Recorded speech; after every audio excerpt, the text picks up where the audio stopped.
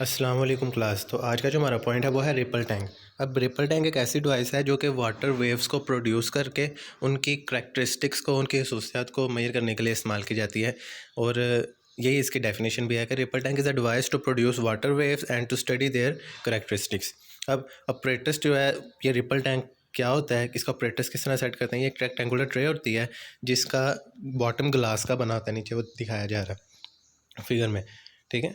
उससे तकरीबन किसी भी सरफेस से ना 1.5 मीटर्स, मतलब समझ लें हाफ मीटर अबव रखा जाता है, समझ लें 1.5 फुट अबव सरफेस पे किसी पर रखा जाता है। अब वेव्स प्रोड्यूस की जाती हैं किसी भी वाइब्रेटर से। अगर तो आप देखें तो यहाँ पे फिगर में बिल्कुल दरमियान आपको नज़र आ रहा होगा एक लकड़ी का छोटा सा स्लैब, उसके ऊपर आप पे मोटर नज़र आ रही होगी। अब ये जो मोटर है ये वाइब्रेटर है बेसिकली। जब ये वाइब्रेट, इसे ऑन करते हैं, ये वाइब्रेट करती है, ये वाइब्रेट करती है तो नीचे जो वो वुड की स्ट्रैप है, लकड़ी का जो टुकड़ा है, वो वाइब्रेट करता है। जब वो वाइब्रेट करता है तो वाटर्स में वेव्स क्रिएट होती हैं। अब उन वेव्स को किस तरह स्टडी किया जाता है, ऊपर एक लैंप मौजूद होता है, ये आपको नज़र आ रहा होगा। ऊपर एक छोटा सा लैंप मौजूद होता है,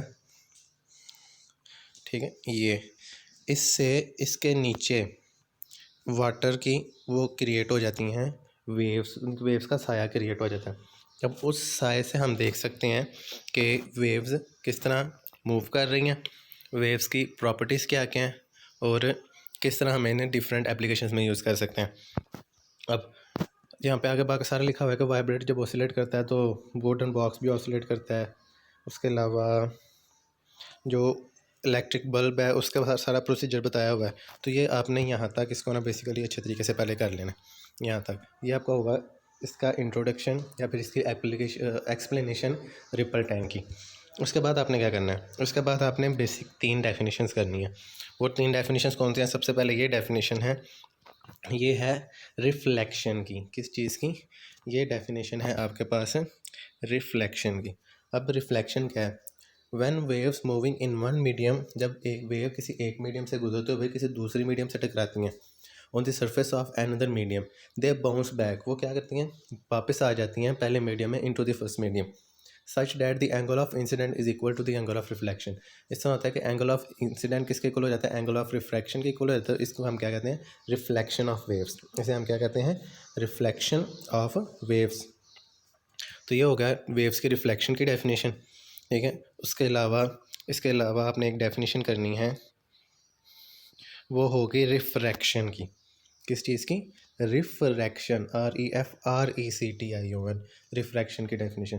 तो यहाँ पे क्या होगा? When a wave move from one medium enters into the second medium, एक वेव मूव करती हुई एक मीडियम से दूसरे मीडियम में एंटर होती है कुछ किसी एंगल के साथ, its direction of travel changes, उसकी डायरेक्शन चेंज हो जाती है। जिस तरह शीशे में अक्सर हमने देखा होगा कि अगर तो लेज़र किसी शीशे में से गुजरती है ना, तो उसका थोड़ा सा एंगल चेंज हो जाता है। तो इस प्रोसेस को कहते हैं रिफ्रैक्शन। पहला था रिफ्लेक्शन, REFLECTION, ये होगा REFRECTION, रिफ्रैक्शन ऑफ वेव। उसके अलावा तीसरा हमारे पास आ जाता है डिफ्रैक्शन। डिफ्रैक्शन में क्या होता है? जब वेव्स एक मीडियम से गुजरते हुए किसी दूसरे मीडियम में एंटर होती हैं तो इसके एजेस जो है ना वो चेंज हो जाते हैं। जिस तरह यहाँ पे उन्होंने दिखाया होगा, ये देखें शार्प एजेस के थ्रू ना वो थोड़े से बेंट हो गए हैं उसके जो वेव के किनारे हैं, ठीक है। यहाँ पे लिखा हुआ है बेंडिंग और spreading of wave around the sharp edges of corner of obstacle. Obstacle कहते हैं रुकावट को, रुकावट के कॉर्नर से किसी वेव का मुड़ जाना।